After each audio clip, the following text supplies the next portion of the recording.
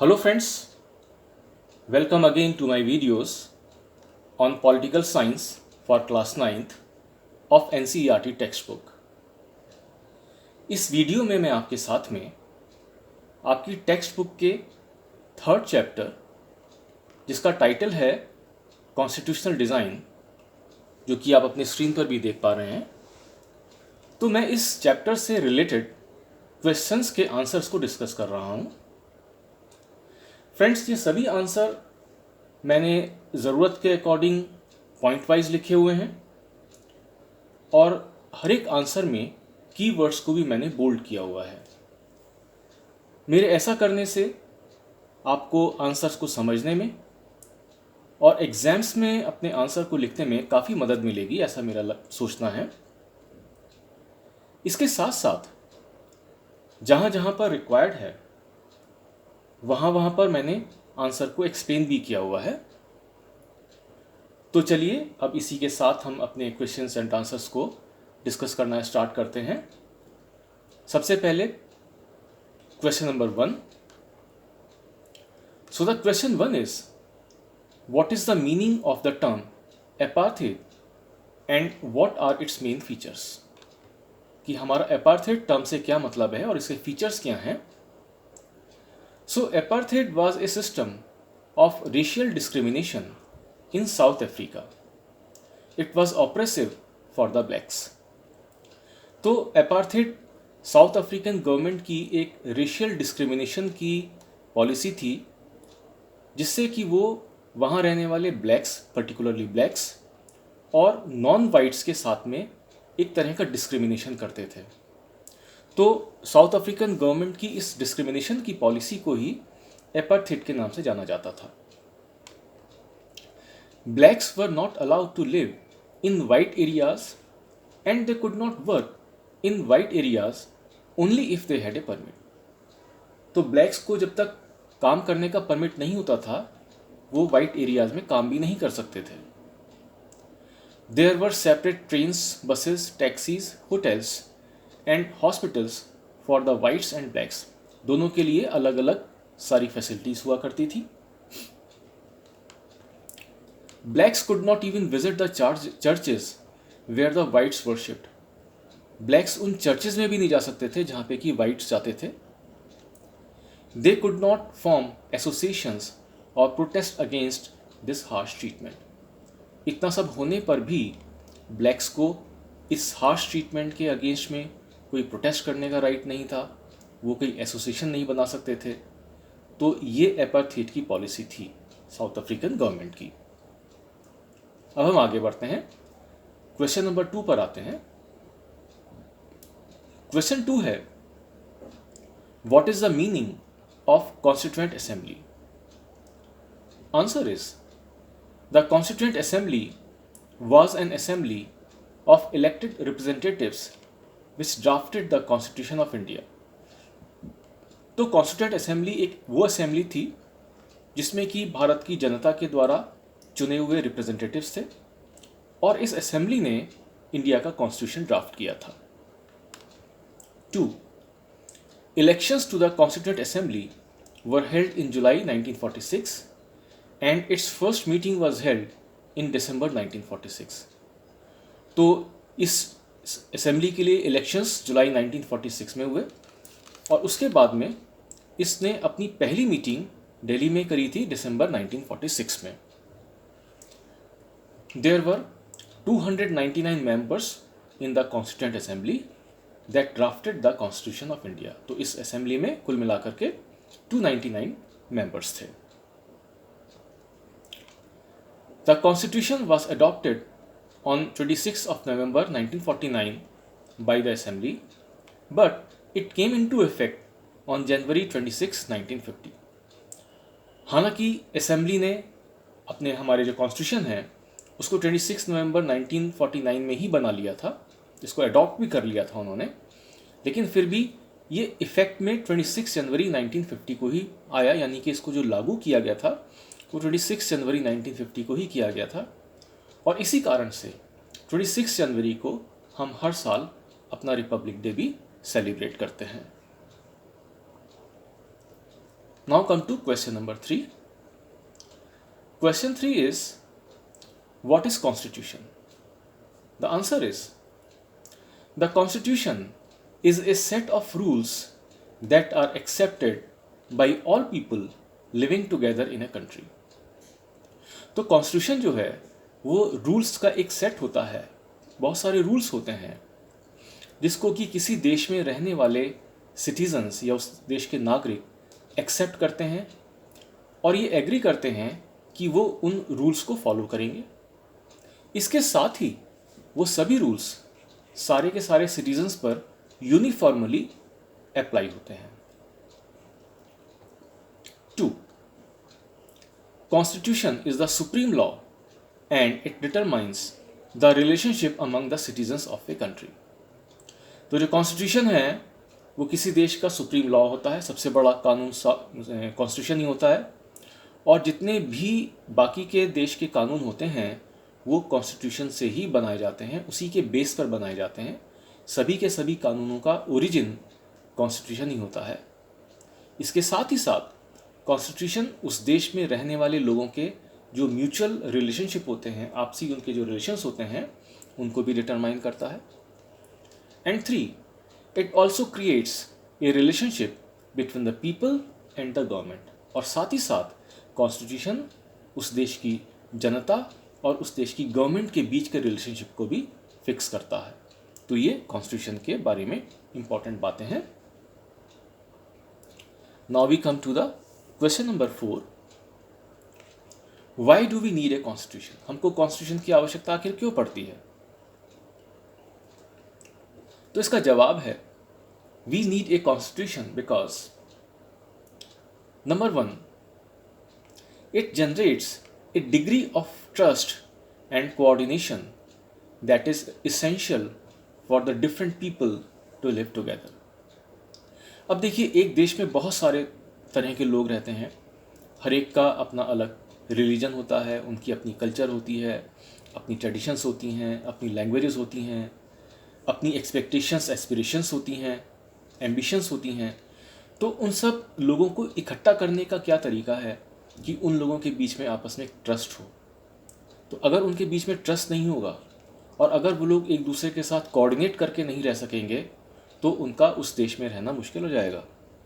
तो इस ट्रस्ट को और इस कोऑर्डिनेशन को कौन जनरेट करता है? ये जनरेट करने का काम कॉन्स्टिट्यूशन का होता है कि वो सब लोगों में एक समानता लेकर के आता है, और जब सभी लोग एक इक्वल प्लेटफॉर्म पे खड़े हुए होते हैं तो उनमें आपस में ट्रस्ट भी क्रिएट हो जाता है और वो एक दूसरे के साथ कोऑर्डिनेट भी करने लग जाते हैं। 2. It lays down the procedure of how the government will be constituted and specify who will have power to take which decisions. साथ ही साथ कॉन्स्टिट्यूशन ये प्रोसीजर भी बनाता है कि उस देश की गवर्नमेंट कैसे बनेगी और किस व्यक्ति के पास में या किस संस्था के पास में किस डिसीजंस को लेने की पावर होगी। कौन ऑर्गेनाइजेशन या कौन संस्था क्या डिसीजंस ले सकती है और वो क्या डिसीजंस ले सकती है। 3. It restricts the powers of the government to a certain limit and mentions the rights of the citizens. और साथ ही साथ हमारा जो कॉन्स्टिट्यूशन होता है वो गवर्नमेंट की पावर्स को एक सर्टेन लिमिट तक रिस्ट्रिक्ट कर देता है, उससे ज़्यादा पावर नहीं देता है गवर्नमेंट को। और ऐसा वो कैसे करता है कि वो अपने सिटीजन्स को भी कुछ राइट्स देता है। तो सिटीजन्स के पास में जो राइट्स होते हैं गवर्नमेंट भी उनको इंक्रोच नहीं कर सकती है। तो इस तरह से गवर्नमेंट के पावर्स में और सिटीजन्स के राइट में एक तरह का एक फाइन बैलेंस बनाता है हमारा constitution. 5th question is, why should we accept the constitution made by the constituent assembly?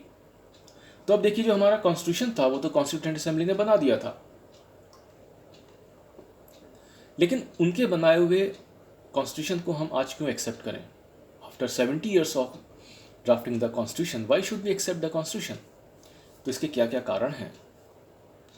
The first reason is, our constitution is not just the reflection of the views of the members of the Constituent Assembly, but also an expression of the broad consensus of its time।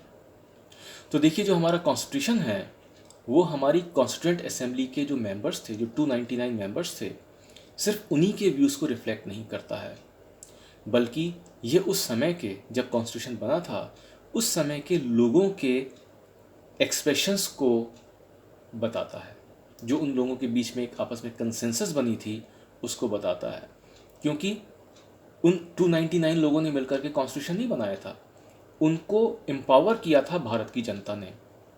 तो जब हम अपने constitution का preamble पढ़ते हैं तो उसमें सबसे पहले लिखा हुआ है we the people of India, यानी कि हम भारत के लोगों ने ही मिलकर के इस कॉन्स्टिट्यूशन को बनाया है। और इसी कारण से जब भारत के लोगों ने मिलकर इसको बनाया है तो उसी लिए ये हमारे द्वारा बनाया गया कॉन्स्टिट्यूशन है, और इसी कारण से हम इसको एक्सेप्ट भी करते हैं। The people of India did not choose the constituent assembly directly. हालांकि भारत की जनता ने इस कॉन्स्टिट्यूएंट असेंबली को डायरेक्टली तो चूज नहीं किया था, ये इनडायरेक्ट इलेक्शन था। It was elected mainly by the members of the existing provincial legislatures. तो किसने इसको चूज किया था? जो उस वक्त की प्रोविंशियल लेजिस्लेचर्स थी उनके मेंबर्स ने कॉन्स्टिट्यूएंट असेंबली के मेंबर्स को चूज किया। तो इस तरह क्या हुआ कि भारत की जनता ने उस वक्त प्रोविंशियल लेजिस्लेचर के मेंबर्स को चूज किया, उनको इलेक्ट किया, और उन प्रोविंशियल लेजिस्लेचर के मेंबर्स ने कॉन्स्टिट्यूएंट असेंबली के मेंबर्स को इलेक्ट किया। तो भले ही जो कॉन्स्टिट्यूएंट असेंबली के मेंबर्स का इलेक्शन था वो इनडायरेक्ट हो, लेकिन वो किया तो भारत की जनता के ही द्वारा था, इसलिए भी हमको इसको एक्सेप्ट करना चाहिए। Fourth point is this ensured a fair geographical representation of the members from all the regions of the country. तो इस कारण से हमारी कॉन्स्टिट्यूएंट असेंबली में देश के सभी रीजन के लोगों को एक फेयर रिप्रेजेंटेशन मिला। The constituent assembly worked in A systematic, open and consensual manner. और साथ ही साथ हमारी जो असेंबली थी उसने बहुत ही सिस्टमैटिक वे में काम किया, ट्रांसपेरेंसी के साथ में काम किया, और साथ में सभी लोगों की कंसेंट लेकर के काम किया। तो इसलिए ये बहुत ओपन कॉन्स्टिट्यूशन, ओपन एनवायरनमेंट में कॉन्स्टिट्यूशन बना। इस कारण से भी हमको इसको एक्सेप्ट करना चाहिए। Next question is what factors contributed in the making of the constitution? The answer is following factors contributed in the making of the constitution. Number 1, in 1928 and later in 1931 at Karachi session of the Indian National Congress, Motilal Nehru along with other Congress leaders drafted a constitution for India. तो पहले 1928 में और उसके बाद में 1931 में जब Karachi session हुआ इंडियन नेशनल कांग्रेस का, तो उसमें कांग्रेस के लीडर थे मोतीलाल नेहरू। उन्होंने बाकी के कांग्रेस के लीडर्स के साथ मिलकर के इंडिया का कॉन्स्टिट्यूशन ड्राफ्ट किया। बोथ दीज डॉक्यूमेंट्स, कौन कौन से documents?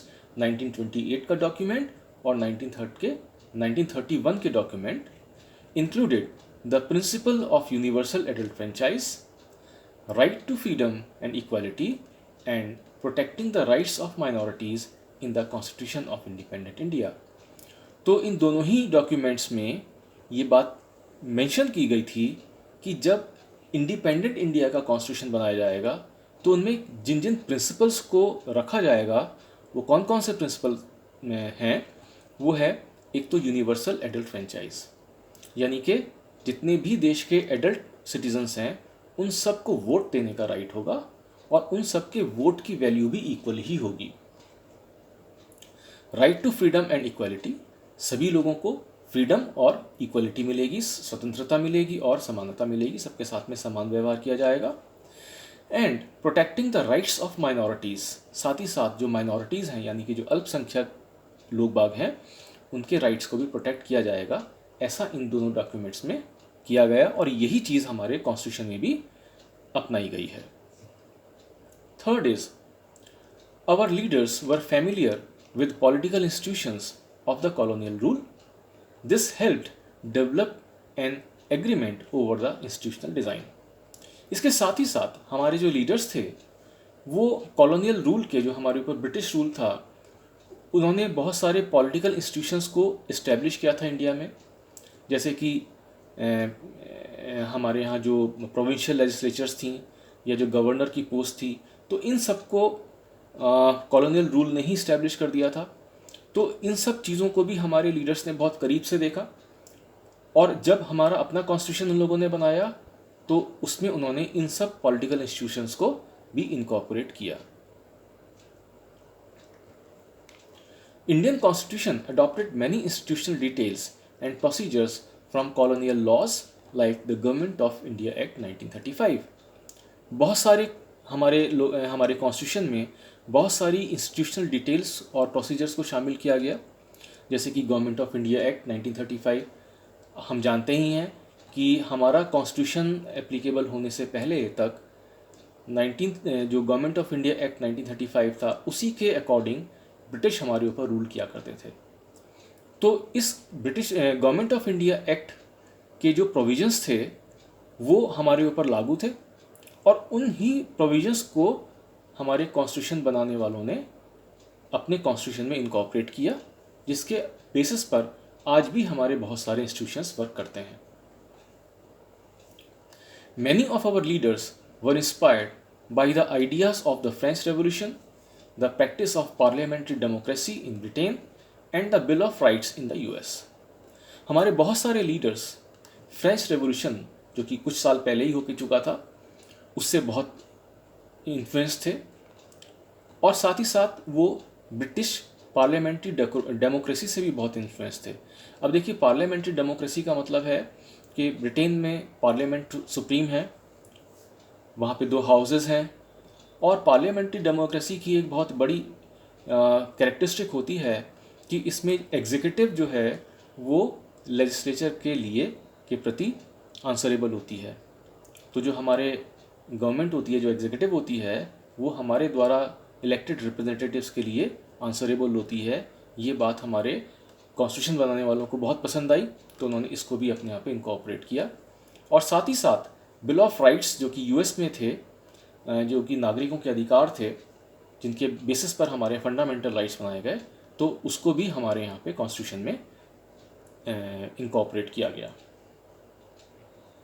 7th question is, what do you understand by the preamble of the Indian constitution. तो हम अपने प्रियम्बल से क्या समझते हैं। तो देखिए, जो हमारा प्रियम्बल है वो हमारे कॉन्स्टिट्यूशन का एक स्टार्टिंग पैराग्राफ है। जब हम अपना कॉन्स्टिट्यूशन पढ़ना स्टार्ट करते हैं तो सबसे पहले जो एक पैराग्राफ लिखा हुआ है, जिसमें कि लिखा हुआ है कि हमारे कॉन्स्टिट्यूशन की क्या फ़िलॉसफी होगी, उसको हम प्रियम्बल कहते हैं। तो the preamble of the Indian constitution contains the philosophy on which the entire constitution has been built. इस ही फिलॉसफी के ऊपर, जो कि प्रियम्बल में लिखी गई है, उसी के ऊपर हमारा कॉन्स्टिट्यूशन भी बनाया गया है। It provides a standard to examine and evaluate any law and action of the government to find whether it is good or bad। तो प्रियम्बल में कुछ स्टैंडर्ड्स सेट किए गए हैं, और उन स्टैंडर्ड्स के बेसिस पर ही हमारी गवर्नमेंट के बनाए गए लॉस को और हमारी गवर्नमेंट के एक्शंस को इवेल्युएट किया जाता है। अगर तो हमारी गवर्नमेंट के बनाए गए लॉज और हमारी गवर्नमेंट के एक्शंस उन स्टैंडर्ड्स पर खरे उतरते हैं तो वो एक्सेप्टेबल होते हैं, और अगर वो हमारे प्रियम्बल के स्टैंडर्ड्स पर खरे नहीं उतरते हैं तो वो कॉन्स्टिट्यूशनली एक्सेप्टेबल नहीं होते हैं। 3, it is the soul of the Indian constitution. तो जो हमारा प्रियम्बल है वो हमारे संविधान की एक तरह से आत्मा है।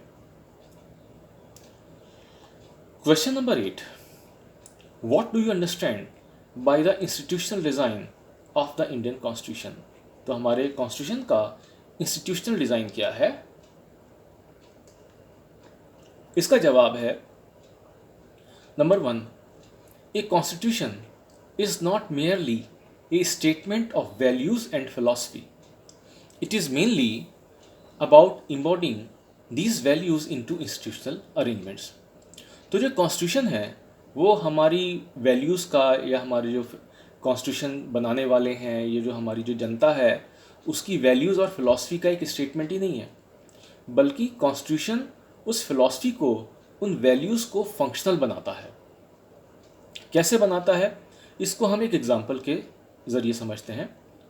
अब जैसे कि हमारे कॉन्स्टिट्यूशन की एक बहुत मेन वैल्यू है और वो है कि इंडिया एक डेमोक्रेटिक कंट्री है, इंडिया में डेमोक्रेसी है।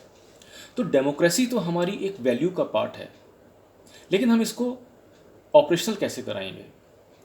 तो देखिए, किसी भी कंट्री में हम डेमोक्रेसी को तब तक सरवाइव नहीं करा सकते हैं, तब तक उसको हम इस्टेब्लिश नहीं रख सकते हैं, जब तक कि उस देश में फ्री एंड फेयर इलेक्शंस ना करवाए जाएं। तो ऐसा कराने के लिए एक इंस्टीट्यूशन इस्टेब्लिश किया गया, इंस्टीट्यूशनल अरेंजमेंट किया गया, और वो इंस्टीट्यूशन क्या है? वो है हमारा इलेक्शन कमीशन।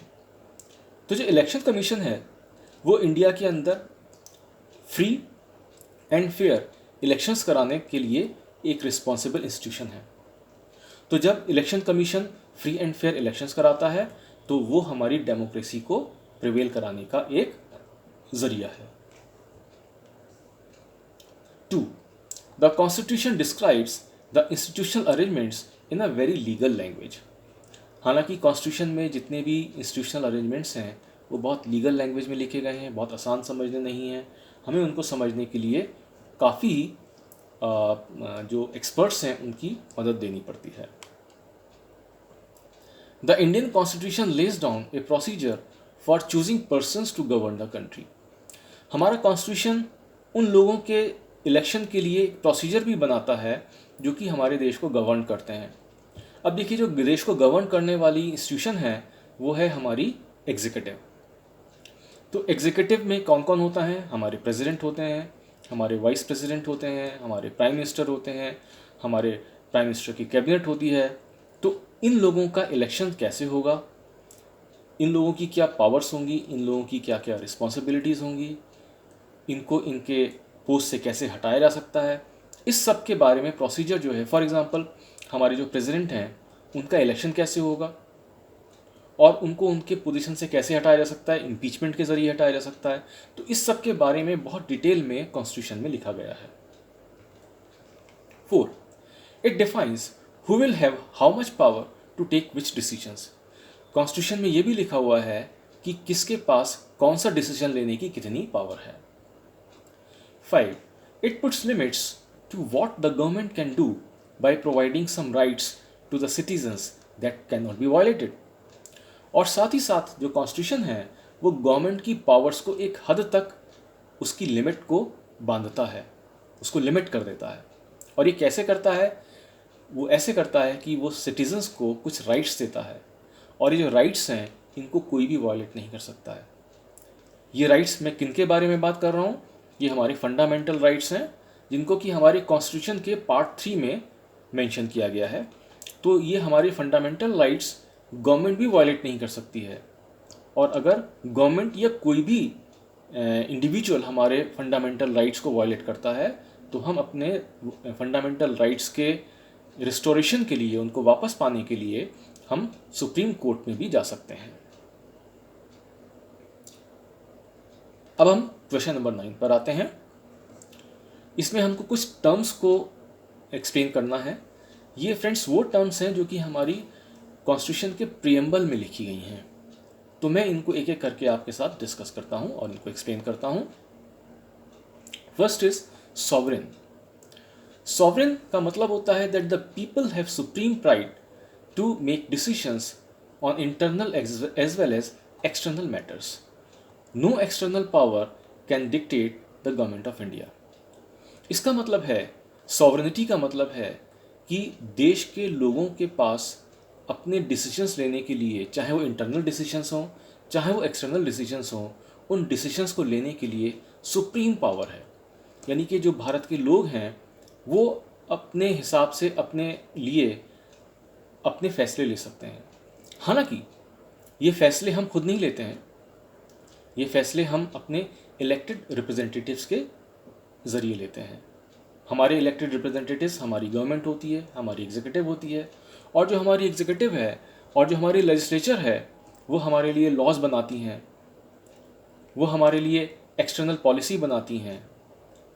ये सब काम हमारे रिप्रेजेंटेटिव्स करते हैं, लेकिन उन रिप्रेजेंटेटिव्स को एम्पावर कौन करता है? वो हम करते हैं, वो पीपल ऑफ इंडिया करते हैं। और किसी भी एक्सटर्नल पावर का हमारे ऊपर कोई राइट नहीं है, कोई हमारे एक्शंस को डिक्टेट नहीं कर सकता है। Socialist, wealth is generated socially and should be shared equally by the society. Government should regulate the ownership of land and industry to reduce the socio economic inequalities. यानी कि जो वेल्थ है, जो देश का जो वेल्थ है, वो सोसाइटी की मानी जाएगी, और साथ ही साथ गवर्नमेंट का ये एक एंडिवर होगा, गवर्नमेंट का एक प्रयास होगा कि वो ऐसे कानून बनाए जिससे कि सोसाइटी के अंदर, समाज के अंदर सोशियो इकोनॉमिक इनइक्वालिटीज़ को रिड्यूस किया जा सके। ये वाली बात जो मैं आपको बता रहा हूँ, ये हमारी कॉन्स्टिट्यूशन के directive principles of state policy में लिखे गए हैं। उसमें कहा गया है कि इंडिया जो है, हालांकि प्रीएम्बल में भी लिखा है, लेकिन साथ साथ ये डायरेक्टिव प्रिंसिपल्स में भी लिखा गया है कि गवर्नमेंट का ये एंडिवर होगा कि वो देश में अमीरी और गरीबी के के जो डिफरेंस है, उसका जो गैप है, उसको ख़त्म करेगी और धीरे धीरे कम करते करते ख़त्म करने की कोशिश करेगी। सेक्युलर, सेक्युलर का मतलब है the citizens have complete freedom to follow any religion. Government treats all religions with equal respect. यानी कि हर एक नागरिक को अपना रिलीजन फॉलो करने की छूट है।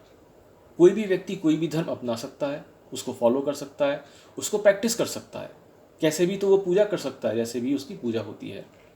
गवर्नमेंट हर एक रिलीजन को इक्वली ट्रीट करेगी। स्टेट का, यानी कि गवर्नमेंट का अपना कोई रिलीजन नहीं है, वो सब रिलीजन को बराबर से ट्रीट करेगी। Then comes democratic. Democratic is a form of government where people enjoy equal political rights, elect their rulers, and hold them accountable. The government is run according to some basic rules.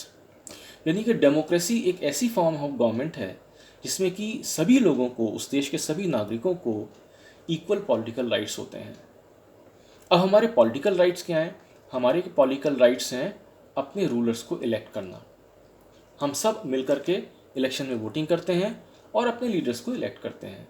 और अगर हमें अपने leaders का काम, अपने जो हमारे elected representatives हैं, अगर हमें उनका काम पसंद नहीं आता है, तो नेक्स्ट टाइम जब इलेक्शन होता है तो हम उनको अपने वोट के ज़रिए हटा के और नई गवर्नमेंट को फॉर्म कर सकते हैं। इसलिए वो हमारे लिए अकाउंटेबल भी होते हैं। और साथ ही साथ गवर्नमेंट को कुछ रूल्स और रेगुलेशंस के साथ में काम करना पड़ता है। रिपब्लिक, रिपब्लिक का मतलब है the head of the state is an elected person and not a hereditary position. कि जो हमारे जो हेड ऑफ द स्टेट हैं वो इलेक्टेड होते हैं। तो भारत में हेड ऑफ स्टेट भारत के प्रेसिडेंट होते हैं, और जो प्रेसिडेंट हैं, आप जानते हैं कि प्रेसिडेंट भी एक इलेक्टेड पर्सन होते हैं। ये एक हेरिडिटरी पोजीशन नहीं है। हेरिडिटरी पोजीशन कहाँ पे है? इंग्लैंड में है, वहाँ पे राजा का बेटा राजा बनता है, लेकिन इंडिया में ऐसा नहीं है। इंडिया में हेड ऑफ द स्टेट भी इलेक्टेड पर्सन होता है।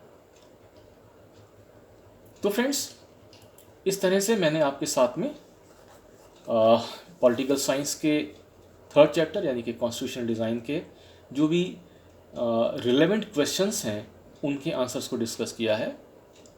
I feel, rather I hope that these answers will be useful for you. So please keep watching my videos. God bless you.